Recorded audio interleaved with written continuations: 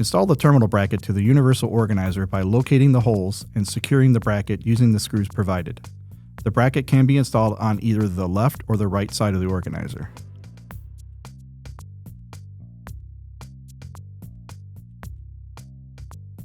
Locate the slots on the Corning Evolv Terminal and slide them onto the legs of the bracket. Secure the terminal to the organizer using the hold-down strap.